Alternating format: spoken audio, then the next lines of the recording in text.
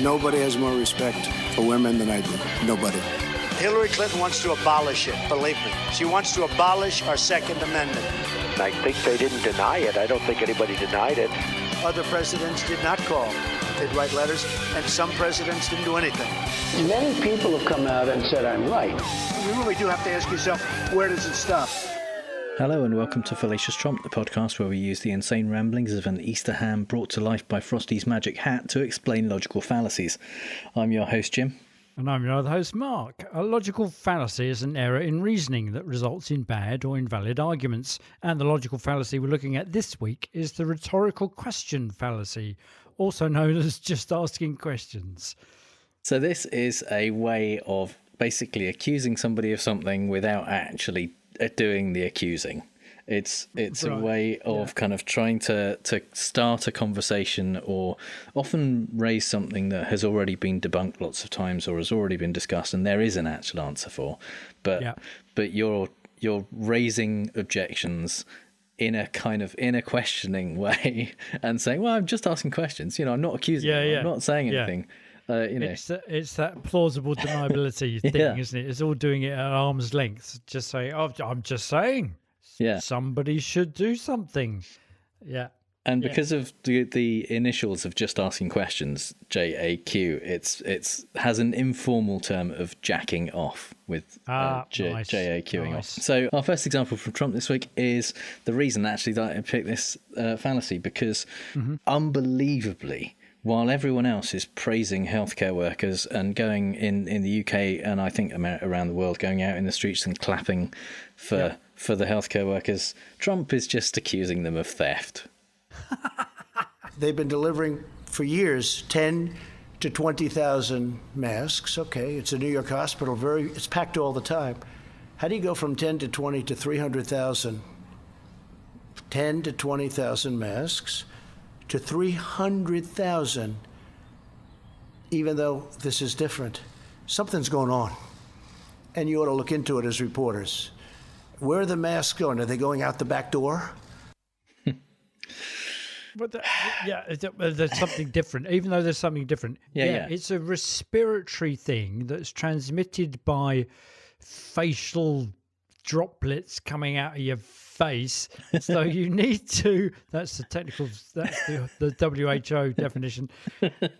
So you need to have a mask over your face. So even though this is different to how everything normally is in hospitals, why would we need more masks? More masks. Now? Could it be something to do with the fact that there are many, many more people and they're infected by a thing that's spread by facial droplets coming out of your face, which needs a mask? You know, if it was something to do with the hands, then you'd need more gloves. The numbers, it won't surprise you to know, are unsourced. Made up. Oh yes, of course. Let's be kind. They are supposedly from one person mentioned to Trump that this was a thing that a request that they'd had from one hospital. This isn't something that is widespread. Everyone's upping their orders from 10 to 20,000 to 300,000. States, individual hospitals, healthcare areas are asking for more supplies because they need more supplies. No, healthcare professionals are stealing masks. No, because what would you even do with them? I mean, carry small mice in them. I don't know. The thing is, even the VA, even the hospitals that are being run specifically by the federal government and therefore don't have to rely on states being able to get hold of masks and things like that. Yeah. The director of the VA hospital in LA said last week that although the administration is saying they have everything they need, they are restricting their doctors who are dealing on the front line with coronavirus patients to a single surgical mask per shift, not even an N95 respirator. Whoa. They don't have the supplies. Wow. Yeah.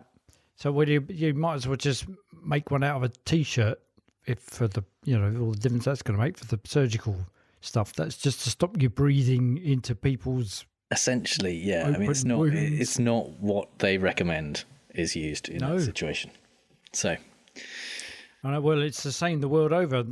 The whole thing in the UK about the, central government is saying, yes, we're doing everything we can to get stuff there as quick as we possibly can. And you think, well, you're not going to cure 10 years of underfunding overnight. And, the recommendations from a pandemic modelling exercise 2 years ago were not implemented. So you're going to be behind when it comes to delivering supplies of PPE.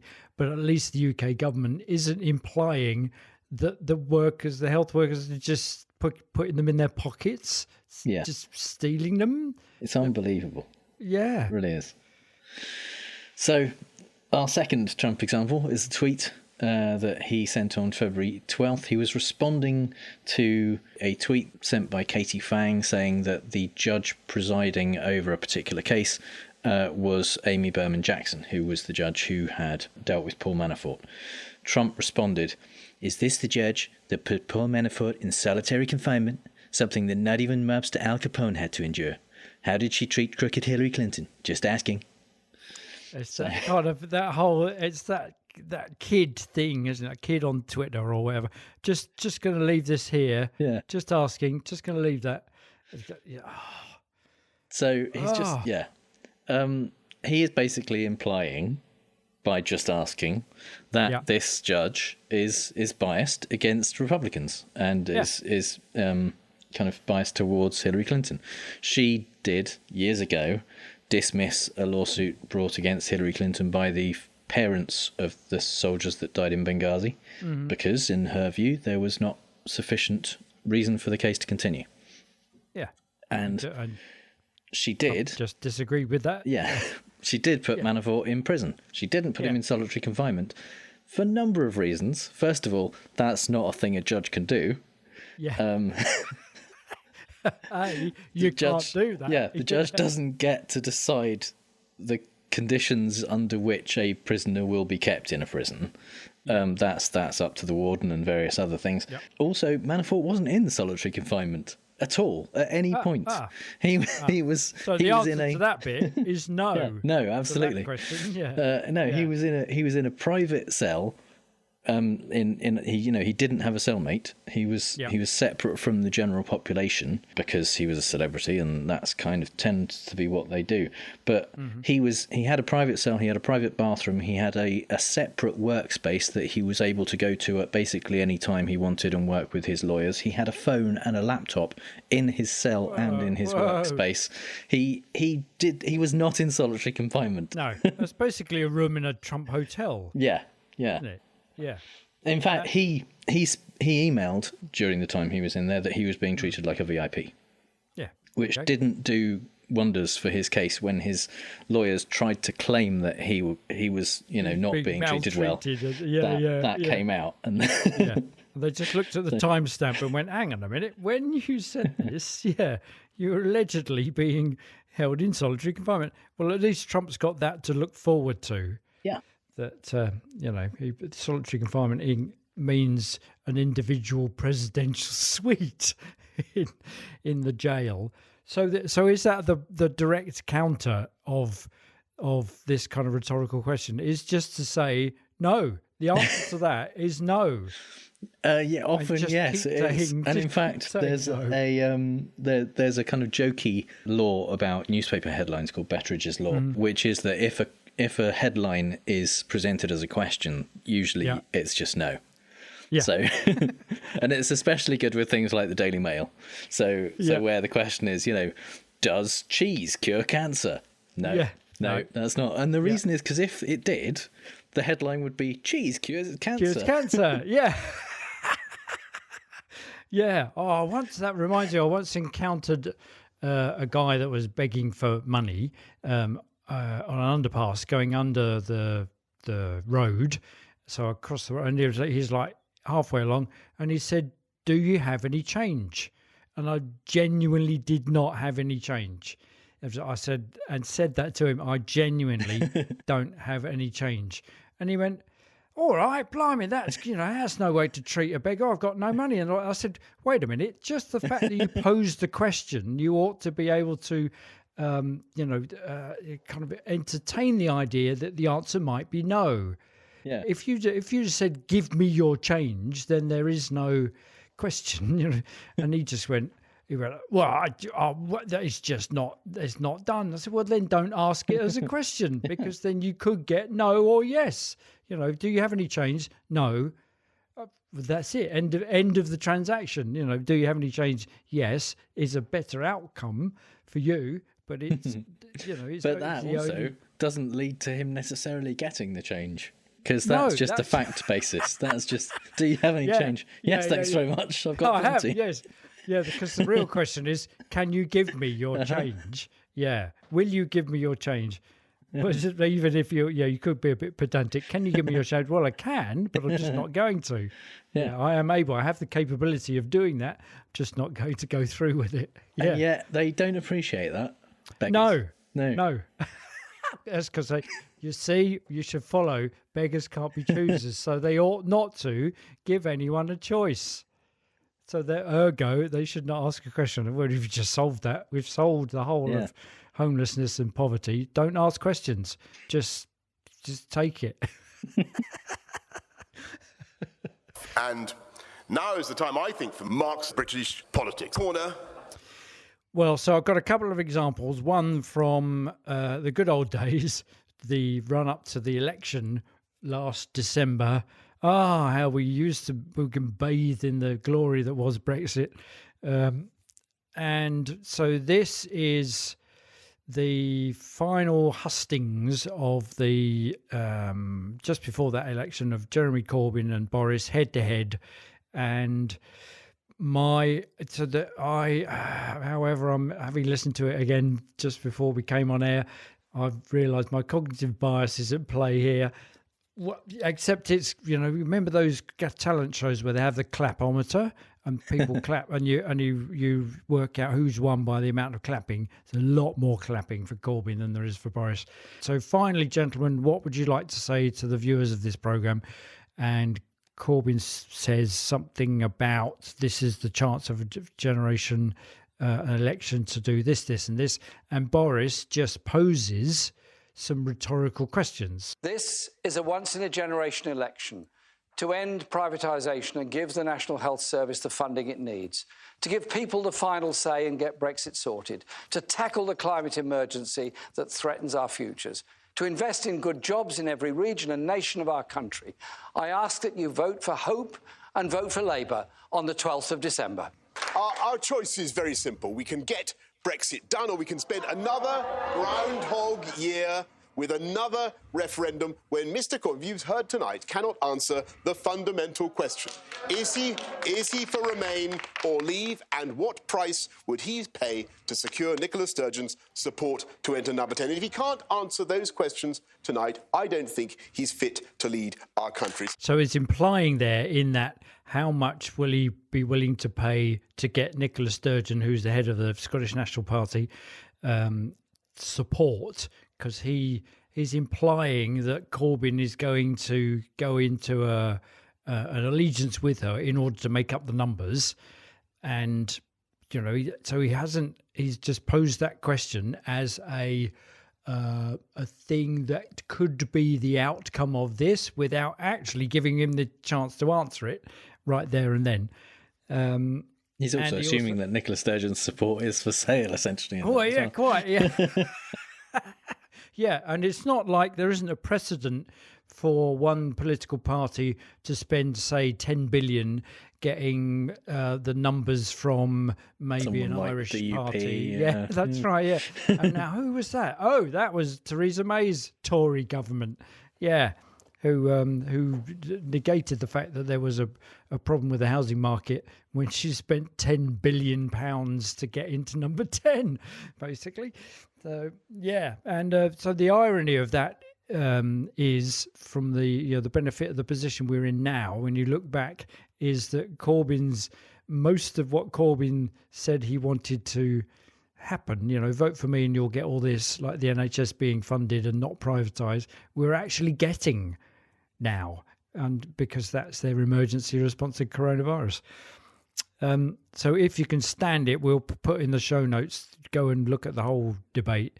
And it is quite an interesting game of ping pong, or whiff waff, as Boris would describe it, because Corbyn answers the stuff based on their kind of well thought out and well funded and not terribly left wing, but a social contract from their manifesto. Whereas Boris, every opportunity he gets, he does get Brexit done. He just shoves that in, and it worked. We know it worked because people just got Brexit done, and that's kind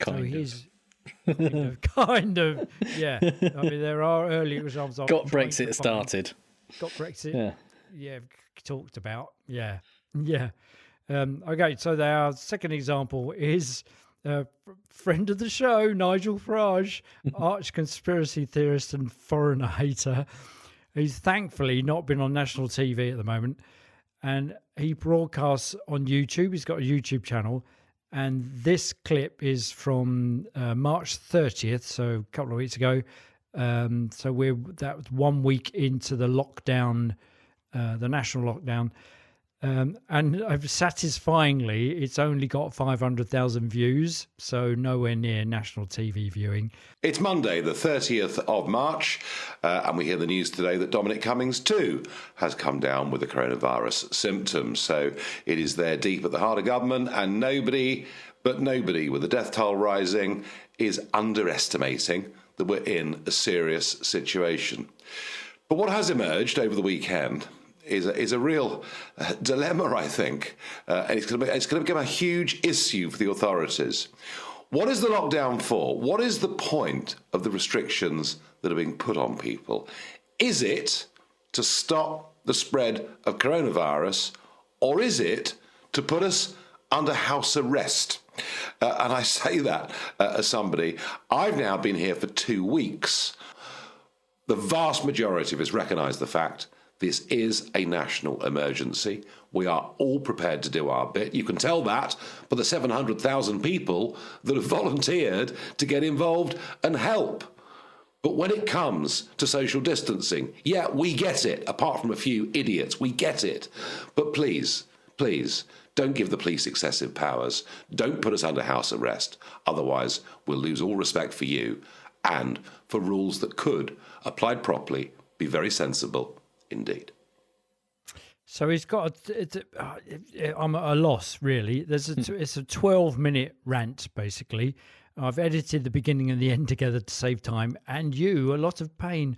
And apart from some groundless rant about the Chinese involving a slippery slope that they end up with them being handed the keys to number 10, that's the gist of it.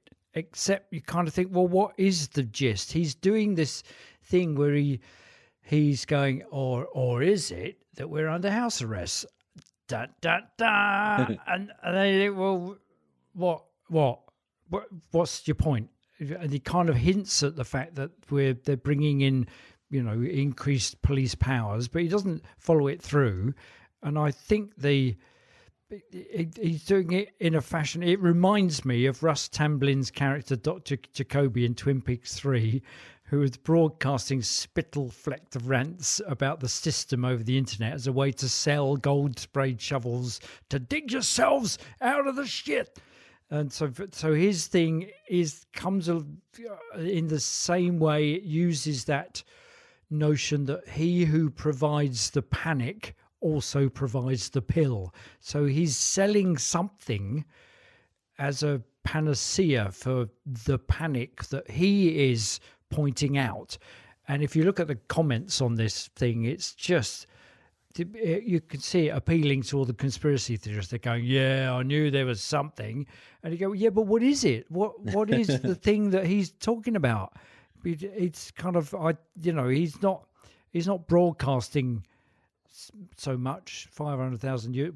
Hell, we've reached 500,000 people, and Have we? Maybe. No. Maybe. No. Okay. Not quite. One day. Right. Yeah. Keep listening. People keep downloading. Get your friends to download. We could reach that.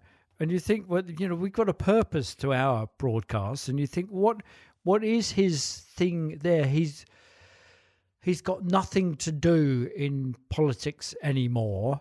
He maintains that he was responsible for bringing about the referendum, for getting us out of Europe. He maintains that he was responsible for the Tories getting in because he stood his party down, the Brexit party. He maintains that his work is done, his job is done. And he maintains that he is the one that is dealing with the swampiness of politics, where he's a swampy politician. What is he ranting about now in the middle of this emergency response to the coronavirus? He shoves in, we're under house arrest.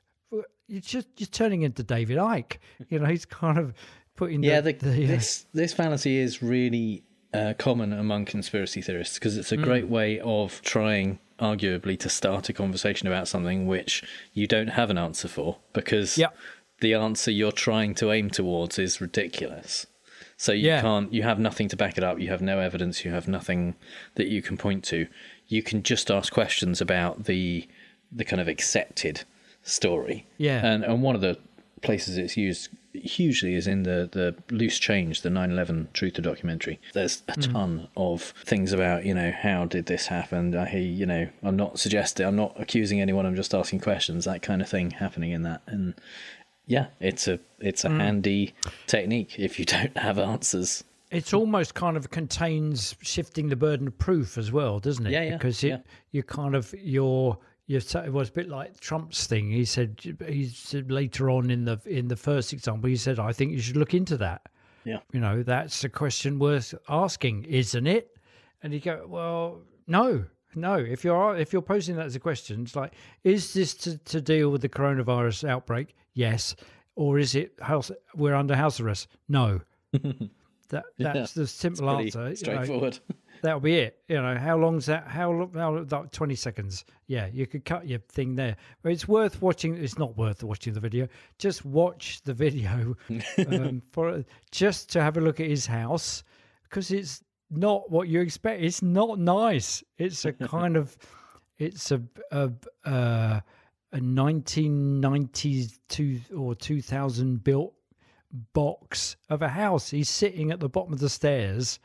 And I tried to look past him, but couldn't, because he kept sitting in the way, to see whether his, archetypal flat hat and wax jacket that he wears when he goes down the pub to prove he's one of the people. Nobody wears wax jackets and flat hats unless you're a politician. And that's hanging on the end of the staircase. He's sitting at the bottom of the stairs. He's by the door going, I'm under house arrest. Well, you're not, because you're not. That's not what it is. Are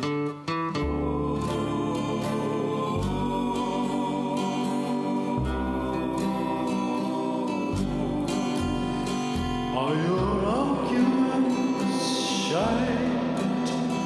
Does the logic seem right? Are you sorry your fallacy is wild? Is your premise unsound? Your conclusions unfounded? Tell me, is your fallacy wild?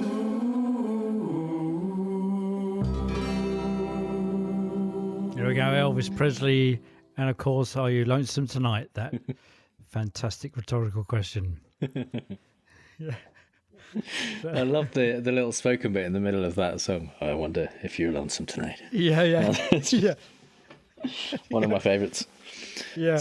But actually, what's great is to do the counter argument to that all the way through and just say no to every answer. Yeah. Are you lonesome tonight? No. That's it. Just lift the record off. End of song. Done.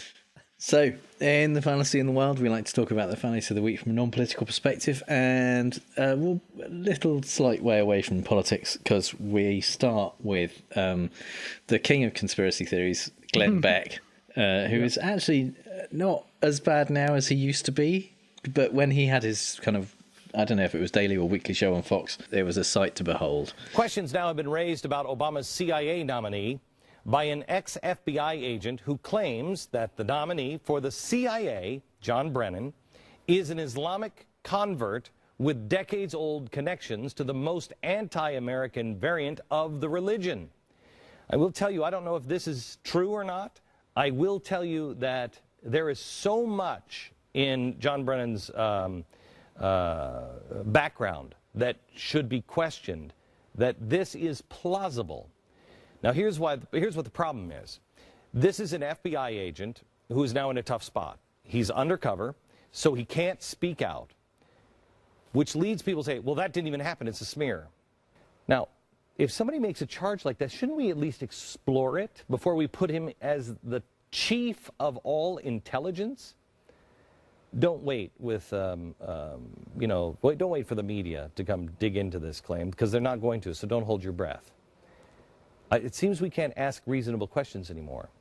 I love that when he says, it seems we can't ask reasonable questions anymore. Well, you're not. You're not asking reasonable questions. That's a Trump thing, isn't it? That's a Trump stuff. He said, oh, no, and a Farage thing. He said, in that bit we talked when he's doing the Chinese bit, he's saying, oh, you can't say anything anymore because you're being accused of racist. No, you just can't say racist things. It's very much I thought this was America kind of thing. It's yeah. Where, surely we could just go around and burn people to death. We used to be able to do that. You can't do that anymore. Yeah. We can't even wildly speculate on whether a CIA director is a secret Muslim anymore. That whole thing, that whole setup, it just goes deeper and deeper and deeper. You have to kind of go, wait a minute, let me just run that at 0.75 speed just to get the levels of conspiracy. It's like going into Inception, isn't it? Because he goes, okay, he's being nominated, but he is the friend of someone who once heard a story about a Muslim who once said something that he didn't understand where America was, which means that he don't understand why he's being voted. He got, what? Wait a minute. How did you get... You went all the way down there, drew a conclusion, and then said... But I think we should ask the question. Yeah, I'm not saying it's true. I don't know if it's true, but it isn't. Yeah, no, absolutely. But I think we should ask this question: why? For what reason? There's my rhetorical response. This was Glenn Beck's MO. He asked these questions. He said, how do we know that Obama isn't, from Kenya and that kind of stuff. He didn't offer evidence in any way. He didn't try and make an argument. He just said, I think we should ask these questions. To the extent that it became... someone set up a website called Did Glenn Beck Rape and Murder a Young Girl in 1990.com? Really? And the website just said, we don't think so, but we should ask the question. Oh, that's excellent. Yeah. And he did actually try and take them to court to get the website taken down, but the website owner won because it was a parody. It was just asking a question. So on the basis, I was just asking a question. Yeah. So you in asking the question, you absolve all responsibility. Well, there it is. It's been proved in law. You're legally not bound by the content of the question. You're not asserting that as a fact. You're just asking the question. Yeah, I should say don't take legal advice from a podcast. But but also, there is that. Yeah. But I think the question should be asked. In that specific case, with that specific set of facts, yes, the website owner won. However, it has been argued that you can't get away with libel in, for example, a newspaper headline. You can't use the fact that it's a question as a defence when essentially what you're saying is we think it might be. We think it was him. Yeah. We think these questions should be asked. Yes. Yeah. Yes. So there is legal precedent on both sides. Okay. Yeah. Our second example is from South Park, and it's kind of a bit of a cheat because this is Cartman doing a spot-on parody of Glenn Beck. This is an episode from season 13 where Cartman, through a series of misadventures, took over the morning announcements in South Park Elementary. and evolved from just reading the announcements into a kind of Glenn Beck style show. So I've got a couple of short clips. The first one is he is questioning the leadership of the student president, Wendy Testerberger. I'm just a normal kid, like you, except that I ask questions. And because I'm brave enough to ask questions, I come under scrutinies. Is Wendy using your lunch money to buy heroin? Probably not. But how can we know? I don't want my lunch money going to drugs. Who's taking these drugs? What would be the point? I'm asking questions. So, and he becomes kind of, South Park famous through doing this, and ends up with a book deal where he's written a book about Wendy, and Stan confronts him about this. I looked through your stupid book. It's 540 pages of ripping on Wendy and calling her a slut. I do not directly say she's a slut. Wendy Testerberger has proven time and time again that she will do anything to pleasure her vagina. Whether it is the school football team or the janitors on their break, Wendy spends her time as president on her knees or on her back taking the old in-out for hours on end. You didn't read the rest, dude. Or does she? See, that's a question. I'm asking questions, then. So, yeah, see, it's a question. You have to read all of it. Yeah. Or is she? Yeah. Yes. Yeah. So, and Cartman is demonstrating that in theory, at least with this fallacy, you can get away with saying absolutely anything you want about someone, providing you phrase it as a question. And it is the most heinous thing to do, because you're kind of making these horrendous, unfounded, libelous accusations, and then going, oh, yeah, well, it's nothing to do with me, I'm just asking questions. And then your defense is that I thought this was America, where you could ask questions. It becomes a meta thing. You've got double immunity because, A, it's a question, and then you can object to people stopping you asking questions. And I said, well, no, you're not asking questions. What you're doing is making a libelous accusation. Yeah, absolutely. You're just putting a question mark at the end. We know that this was happening in Spain because there would be an upside down one at the beginning. But so we have to wait all the way through your libelous accusation for you to get the questioning intonation at the end. Or do we?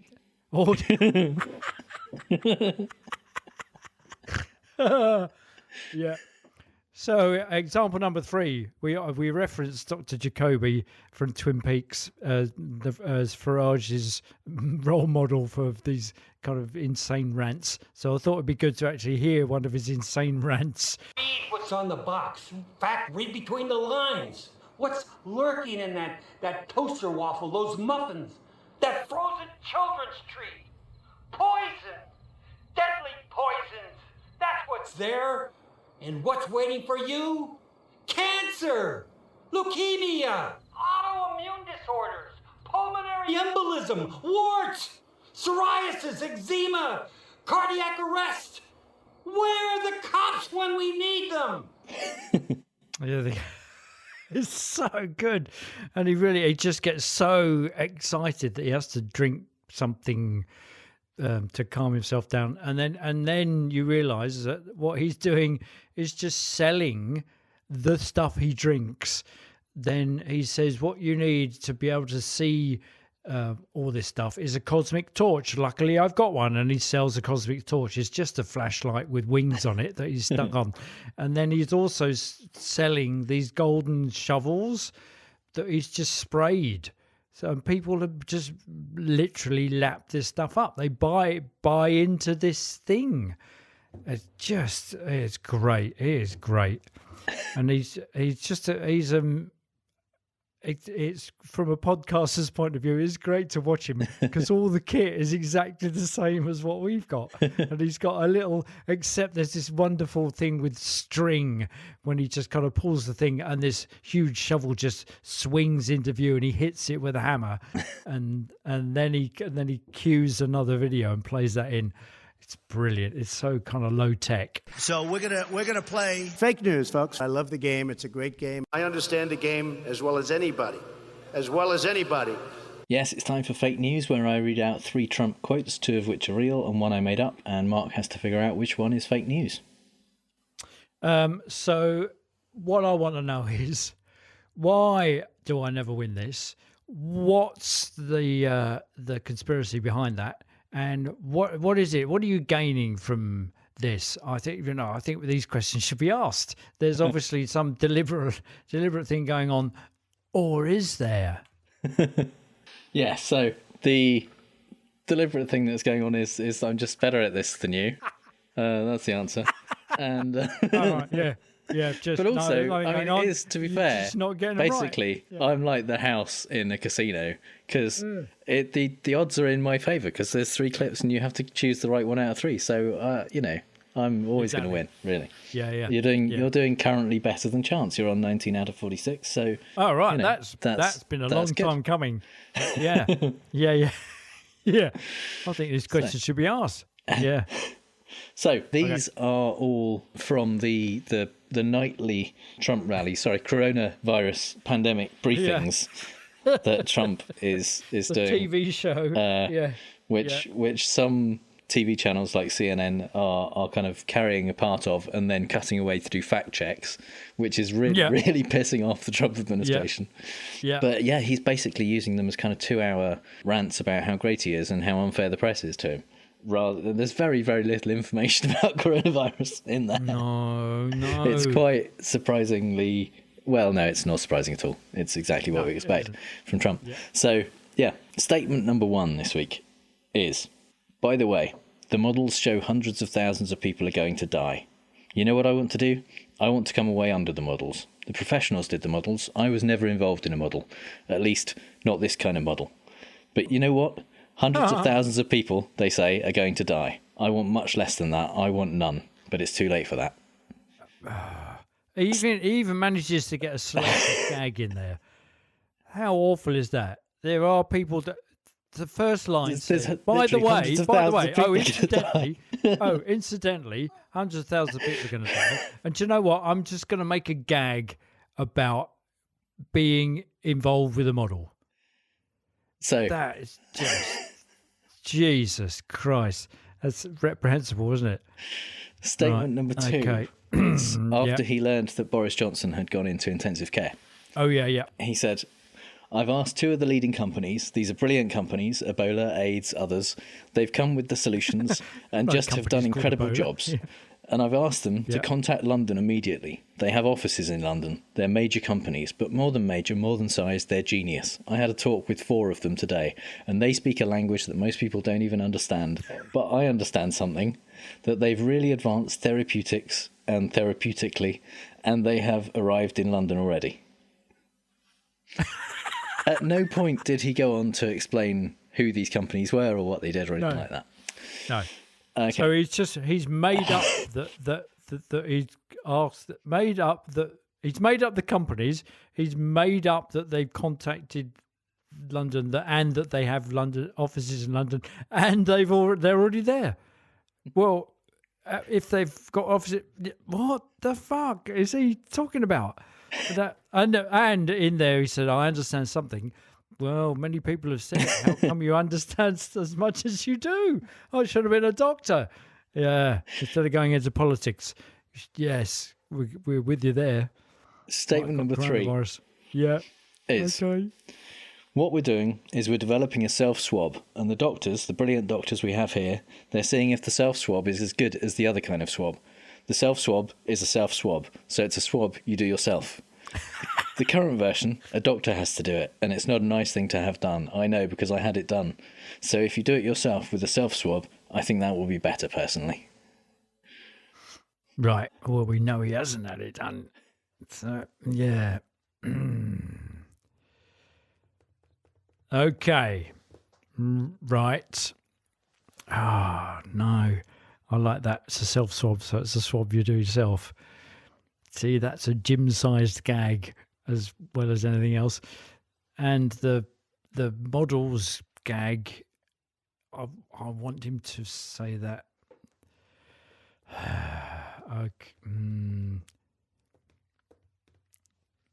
Okay.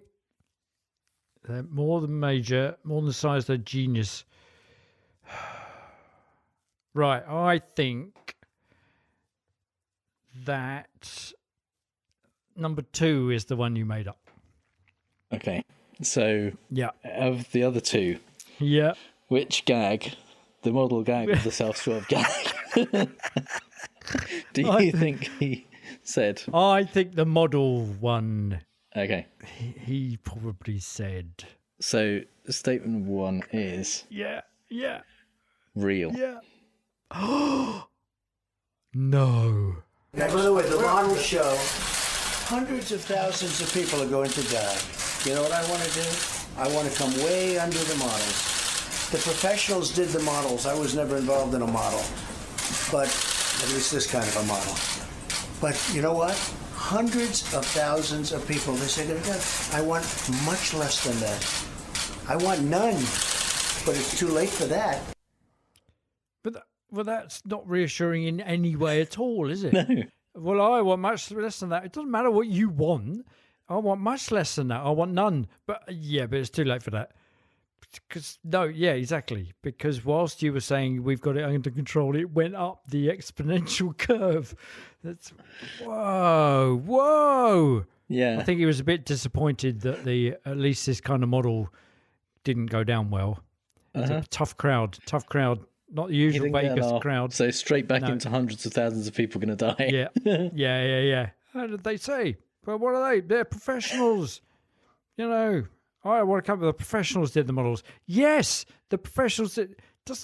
Which what means he needed you're not to really sell that gag was a kind of Groucho cigar and exactly. At least not this kind of model. That's exactly that.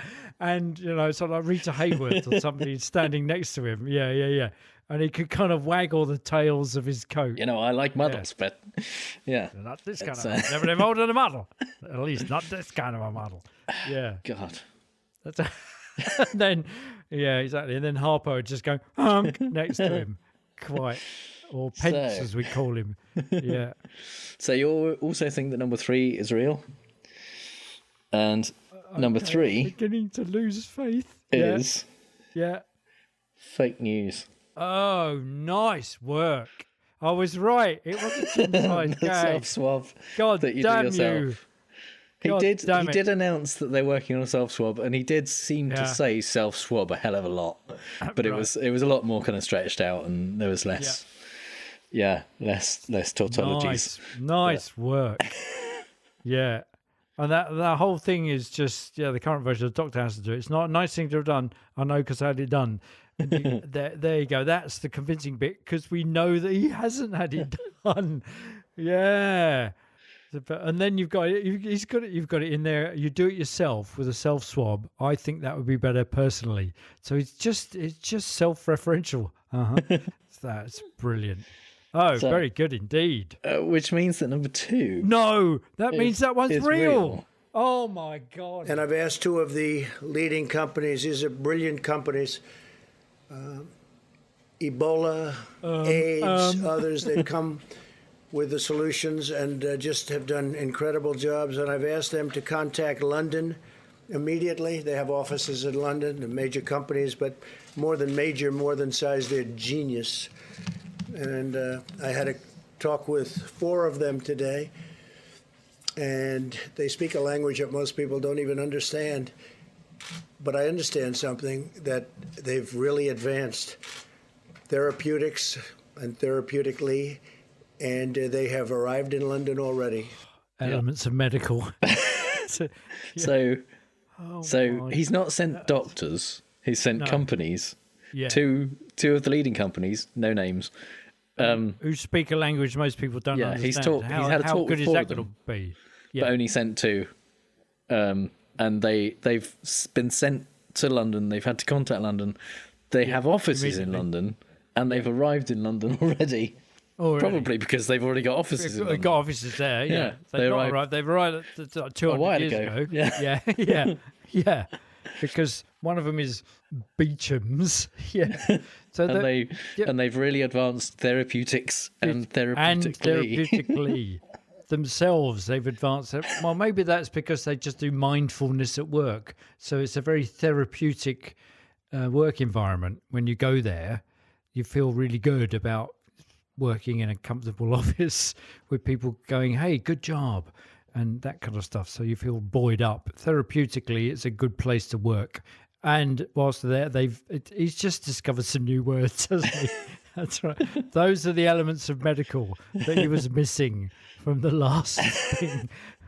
I think the thing is, what he has a tendency to do is when he reads something wrong, he will pretend that he meant to say that and then say and the thing he meant to say. Yeah. So he talked about something like securing their furniture and their future at one point, which was really bizarre. But the thing is, it doesn't make sense if he just said they've advanced therapeutically. That doesn't make sense either. No. So I'm not sure what he was going for that he misread, and then I don't know. Yeah. It's really... Yeah. And it's just, who are these people? And did they actually ring up Boris, given the fact that they speak a language most people don't even understand? Well, he's that probably wouldn't talking have been about very helpful, Chinese. frankly. No, not helpful at all. They rang him up. If they rang up St Thomas's Hospital and said, look, we know you've got Boris in there, but said it in a language that they didn't understand, it would... I didn't understand. They'd just go, I've just got a phone call, but I think it's a fax machine. I don't know what it is. It's, can you make sense of this? No. It sounds like the loading sound from a 1980s computer game. What is that? And they say, oh, we need to slow it down. It's obviously some alien broadcast. That's Jesus Christ. Which means that, unfortunately, you did not... You've broken your win streak. It was very good.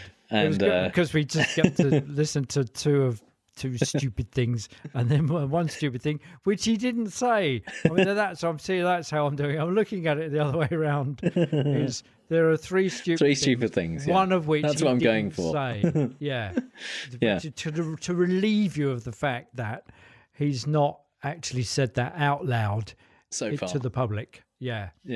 So far, I know. Well, that's the other thing, because what you're doing on the side, or has he? You're doing on the side is writing his speeches and just sending them up. You preview them on here, see if they work, and if I get it and go, I think you go, oh yeah, that's a good one. I'll send that to him.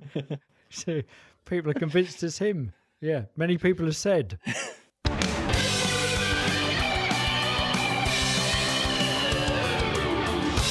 It's time for the part of the show that this week at least is called Hydroxychloroquine is not a logical fallacy. And I've been practicing saying hydroxychloroquine probably more than Trump. I don't know, because he doesn't seem to have stumbled on it. And it is at all. By far the longest word he's ever said. Got so many syllables. Yeah. I reckon he's like at night just looking in the mirror going, hydroxychloroquine, hydroxychloroquine, hydroxychloroquine. So, yeah. So the thing about hydroxychloroquine is that Trump and members of the administration seem really intent on pushing it as a kind of therapy. And there's a lot of back and forth on social media, particularly claiming that Democrats and liberals want it not to work and will be really happy if it turns out to be rubbish, and every bit of evidence, every anecdote that says, look, people are having success with it, people are saying, see, Trump knew, and there's loads of fallacies in there. And the situation is everybody wants there to be a successful medicine for this. Everybody wants there to be a solution that will make people better and stop so many people dying. Yeah. Nobody... That's kind of a given, really. Yeah. Nobody is saying that this isn't it. That hydroxychloroquine isn't a potential answer. What people are saying is, it is way too early to be saying, you should use this. It is as yet... As if it's been tested and approved. Exactly. And, So what we're saying is it is irresponsible of Trump, with the platform he has as the leader of the free world, to be saying, just try it, what do you got to lose? Because and also saying that other people are trying to stop you, which is kind of worse, because it's his. That's the rhetorical question. So why are these people not letting you use it? Yeah, and he's shifting all the blame and all that stuff. He's kind of stirring up that panic, and at the same time, providing the pill. As chloroquine. I mean, one ought to, in all of these things, look where the money is. I mean, has he got? Well, he does. He does have a personal financial stake in Sanofi, who make Plaquenil, which is the brand name for hydroxychloroquine. Right. It is especially if he is genuinely a billionaire, it's a trivially small amount of money. So we could do the just asking questions thing and say, well, is that why he's pushing it? We don't know. Who can tell? Probably not. Realistically, the chances are that he's pushing it because a miracle cure sounds good, and if he's saying, "Look, we can fix it. We've got it. We've sorted it out," then that will make people think that he's doing a better job. Will be forgotten. Yeah. So and because he's a snake oil salesman, that's what he does, and this is a miracle cure. So it's just his natural environment, but. There are reasons why, at the moment, it is still sensible to be cautious about this. And among those reasons are the fact that it causes shortages, because if you, as soon as he went on TV and said you should use this, there've been some useful tests on it, people started trying to use it, and this drug is used for stuff. It's used for malaria, which all of the people who got sent home from being in the Peace Corps because they needed to be at home instead of out potentially catching coronavirus needed to be taking it, so that you need to take it after you've been in a place where there might be malaria to make sure you don't get it. And isn't it also a treatment for lupus? It's for lupus. It's for arthritis. There's various things that people rely on it for, and there was enough for those people, and then suddenly there wasn't enough for those people. Yes. So that's bad. That is becoming less of an issue as companies are making more of it in response to the demand for it. So that's not now so much of an issue, but just because it has been shown to be helpful for those kinds of conditions, what that means is that the side effects that you might get from it are not as bad as the thing that you have if you don't take it. So there's a balance of whether having lupus or the symptoms of lupus are as bad as the side effects that you might get if you take hydroxychloroquine. And that balance is taken into account when it's prescribed. For most people, they're not going to get coronavirus, or if they do, they're not going to get bad symptoms. It's not going to cause big problems for them. So people who are trying to take it prophylactically probably are getting side effects, or at least risking side effects, which include things like sudden cardiac death, which isn't good. Without getting necessarily any benefit from it. So it's not worth those risks necessarily for everybody. Interestingly, that side effect of sudden cardiac death is quite rare, but it's increased when you take it with azithromycin, which has been suggested is a combination that you should be taking for coronavirus. So that's, again, not necessarily a good thing to be doing. But there's lots of other side effects, loss of peripheral vision, crippling headaches, all kinds of things that might cause people to actually not want to do this. There's also the fact that the people who are most in danger from coronavirus are people with underlying conditions. And those people with those conditions might be taking other drugs. And you can't necessarily mix all drugs together. There are contraindications. If you taking one drug and then you try and add hydroxychloroquine, it might not work with that. It might cause problems that you wouldn't otherwise have. it's a lot more complicated than just saying, if you have or think you might have or worry that you might get or are having problems with coronavirus, just take this. It's worth a go. And just the basis of, and what is that based on? And also, how many you're supposed to take, how often, when, in combination with what?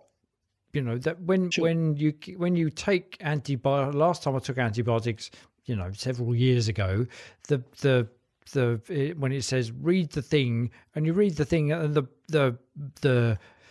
it says, do this is how you take it, eat it with food, blah blah blah, and then the rest of the paper, which folds out to foolscap, is contraindications. Yeah. And it's, don't take it if you're taking this, or if you're susceptible to this, that, and the other, or if you're, sensitive to these things, just don't take it. And here are the contraindications that you might experience. And if you do experience these, stop taking it. And and you have faith, therefore, that this has been tested against all sorts of other drugs under lots of circumstances, so much so that they can write down what all the contraindications are, and you therefore trust in its efficacy when it's going to work. Whereas you've got a snake oil salesman that isn't a doctor, though many people have said, how do you know all this stuff? No, many people haven't. You just made that up.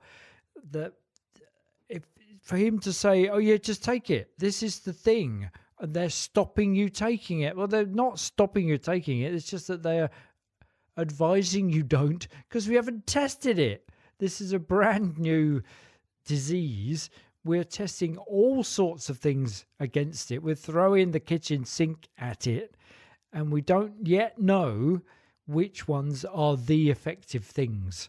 So that throwing the kitchen sink at it is almost a direct quote from one of the doctors that was interviewed in an article about this.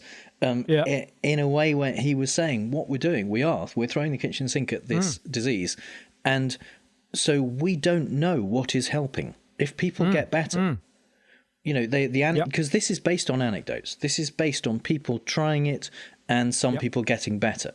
And the thing is, with this disease, some people get better. So, and that may be because they were going to get better anyway, and that's why you do trials.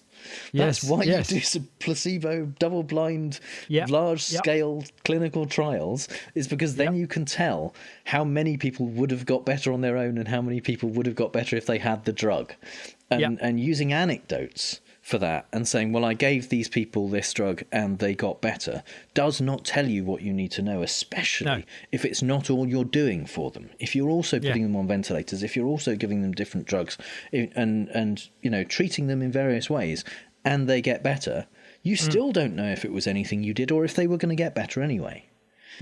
And at the moment, the studies that have been done, the small-scale French study that has been cited by Trump and by various of his supporters, it was published in the International Journal of Antimicrobial Agents, and it was an open-label, non-randomized, small-scale trial, and they are now going back on publishing it. They are now saying concerns have been raised, we're looking into it, we're not sure that this study actually met our expected standards to be published in the journal. It was really small, wasn't it? It was like 20 odd. It was a very I don't know the numbers actually. I don't, but it was small, and it's not enough to base a suggestion to take this drug on. Hospitals in France are stopping using hydroxychloroquine because they are seeing lots of side effects. Hospitals in Sweden are stopping because of side effects.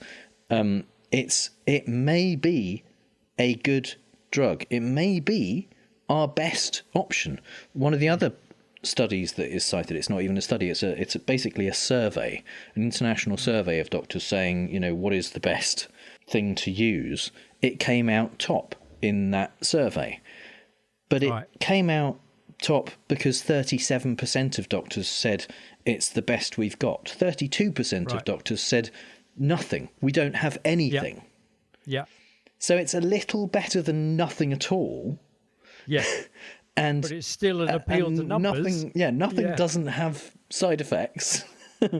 And it is based on anecdote, and in Trump's case, it's based on anecdotes that are being pushed to him by people like Dr. Oz, who is the king snake oil salesman, Giuliani, who claims that when you're a good litigator, you get to be an instant expert on various things, and argument, jury's out on whether he's a good litigator, and Peter Navarro, the economist, who's the only economist in the world who agrees with Trump on trade deals, he claims that because he has a PhD in economics, that he understands how to read statistical papers and like medical journals.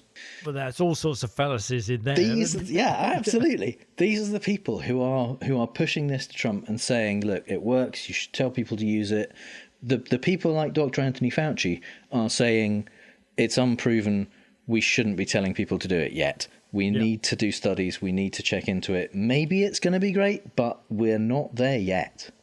And that, for people saying Democrats want this to be wrong because Trump says it's right, is what the situation is. Maybe it's right. Maybe it's going to turn out to be the best thing, but we're not there yet. And it's pharmaceuticals and not politics. It's it's medicine. It's not something that can be affected pure, or the efficacy of it isn't down to the Democrats want Trump to be wrong. That's like saying, this is all about the impeachment. This is, or that the whole coronavirus thing is a conspiracy by the Democrats because they failed to impeach Trump.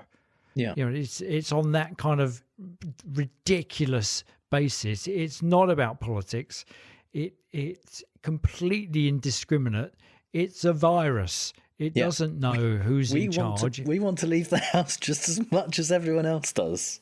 Yeah. We want this to be over. We want less people to die. And we want normal life to resume as quickly as possible. If it turns out that this is a good solution, it doesn't matter. We're not going to say, well, we shouldn't use it because Trump said it was good. Yeah. But let's actually test it first. Let's see if it works and see if it's safe and see if it's something that we should put more research in and more money into. Yeah, and not politicize and not accuse the opposition of politicizing it, which is actually disguising the fact that you, Trump, are politicizing it to your own ends.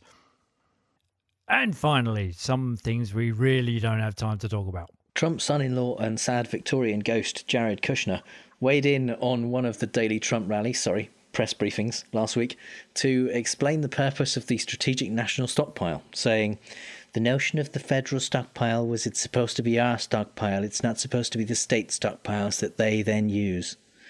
Well, I don't know what Jared sounds like, but that's what he looks like he sounds like. Yeah. Well, perfect. While most of us tried to figure out who gets to use the masks and ventilators, if not the people in the States, whoever runs the Department of Health and Human Services website was busy updating it to remove the bits that directly contradicted what Kush just said. Whoa! Among the text removed was the suggestion that when state, local, tribal and territorial responders request federal assistance to support their response efforts, the stockpile ensures that the right medicines and supplies get to those who need them most during an emergency. Yeah, that kind of crazy socialist bullshit doesn't belong on a federal government website. Nah. We all know how upsetting the numbers associated with coronavirus can be difficult to come to terms with, let alone write about. But not for TV whore Trump. He loves them, the ratings, that is. He tweeted twice on Tuesday, the 29th of March, that his ratings were as high as the season finale of The Bachelor and Monday Night Football. And again on the Wednesday and Thursday and Friday, saying stuff like, because the TV ratings for the White House news conferences are the highest, the opposition party, lamestream media, the radical left, do-nothing Democrats, and of course the few remaining rhinos are doing everything in their power to disparage and end them. The people's voice. As if the important thing was the pressers and not the scientific facts and government-led response to ameliorate deaths and impoverishment and economy crashing. The sensible grown-up people's voice, the Washington Post, was saying he really ought not to be participating in the briefings at all. He's so goddamn misleading. Like Penn distracting you away from what Teller is doing by being a clown as your watch gets removed. Still, as long as Trump's happy, now that his stage envy of the spiky little virus dude has subsided, that's all that matters. During one of Trump's daily rallies, press briefings last week, the administration announced a projected death toll of 100 to 240,000 people in the US, which they compared to the worst-case scenarios from Imperial College in the UK, which said if the US did nothing at all, it could see 1.1 to 2 million deaths, which surely suggests Trump's re-election slogan will be Trump 2020, better than nothing, which is still clearly false. Anyway, the White House was unwilling to say how they came about these numbers. One epidemiologist whose studies were cited says his work doesn't go far enough to make those kinds of predictions, and even corona guru Anthony Fauci said there are too many variables to model. The closest scientific figures seem to be from an institute from health metrics and evaluation from the University of Washington, but their figures were based on all states imposing strict stay-at-home orders, which some are still not doing. Yesterday, Fauci said we might be looking at 60,000 deaths instead, based on a new projection from the IHME. But when you actually look at the IHME website, the graph shows a margin of error, which runs from 26,000 to 155,000 deaths, which when you're talking about people dying is a pretty fucking big margin of error, if you ask me. Yes, you wouldn't want to make that mistake, would you? Just when we thought we could look forward to not having to look at the rectum-wrinkled presidential facehole for much longer because of the White House-sanctioned edict to wear masks against the possibility of catching or spreading coronavirus, Trump blithely says, "Yeah, not for me. It's voluntary. I ain't doing it. If I don't want to meet kings and presidents and dictators wearing a mask." Even Melania... We can still see your eyes over the mask, Melania. Blink twice for rescue me. Tweeted the advice coming from the CDC as measures to cut down transmission in crowded areas where social distancing is difficult, particularly as you may be infectious without displaying symptoms. And B, no one's coming to see you, Donny, and no one wants your pestilential spittle-mouthed, loose-toothed Satsuma Rhine Fizzog in their countries either. Oh, and again, it's not about you. It's about leading by example. Oh, what's the use? It's never going to happen, is it? Among the various Republican senators finding ways to profit off the corona-apocalypse, one stands out as particularly shitty. Freshman Georgia Senator Kelly Loeffler is on the Senate Health Committee, and on January 24th, they got a private briefing about the seriousness of the coronavirus. The same day, she and her husband started dumping stocks in various companies and continued doing so throughout February, all while Trump and Loeffler herself were telling everyone it was all under control. Loeffler sold more than $18 million of stocks, including retail stores such as TJ Maxx before lockdowns were in place. She also sold stock in an international travel brand the day before Trump announced his European travel ban. In fact, the only stocks Loeffler and her husband bought during this period were in DuPont, which makes PPE for healthcare workers, and Citrix, a technology company which makes teleconferencing software. Loeffler denies insider trading and says that in order to move past the distraction, she and her husband will liquidate all their remaining stocks. So she's going to keep all the money, and that makes it okay. Yeah. Yeah. Trump got a bit mad at Chuck Schumer, Senate Minority Leader, and a Democrat, you'll remember, basically for being a Democrat, and for suggesting that Peter Navarro might be replaced as coordinator of the Defense Production Act because, well, he's no good at it. And, of course, when Trump gets angry, he's a bit like a Peanuts character. He sits on the floor at a small desk, feet sticking up from his outstretched legs in front of him, puts his tongue out the corner of his mouth, grasps the biggest, blackest crayon he can find and fires off a letter, telling Schumer how many people have said Pence is doing a spectacular job. No, they haven't. And reminding Schumer how much stuff he has given New York. Many things, including hospitals, medical centres, medical supplies, record number of ventilators, and more. And of course, Schumer should just shut up and be grateful and not question the manner in which it's been given, i.e. late, hesitantly, with caveats and blame sprayed around because it's not being done right and making it all Schumer's fault. It's a letter one would write to someone who had embarrassed you in 7th grade, saying how it was all their fault and you're better than them, so no, and then never sending it, but folding it up and tucking it in the back of your locker and looking at it whenever they walk by and sniggering as if doing that would make them die. However, Trump's 7th grader scribbles will go into the grown-up world of the presidential archive, possibly unfolded for future generations to gaze at in awe and ask, "What did you do during the virus, Grandpa?" "Oh, I folded Trump in again in November of that year, son." Brett Crozier, captain of the aircraft carrier the USS Theodore Roosevelt, sent an email a couple of weeks ago. Dozens of sailors on board had tested positive for coronavirus, and Crozier was worried that it would spread rapidly among the 5,000-strong crew, which he thought might be bad. Since the Navy didn't seem to want to do anything about it, and since his immediate superior wouldn't have allowed a letter to be sent up the chain of command, Crozier emailed about 30 other Navy aviators, and the email leaked to the press.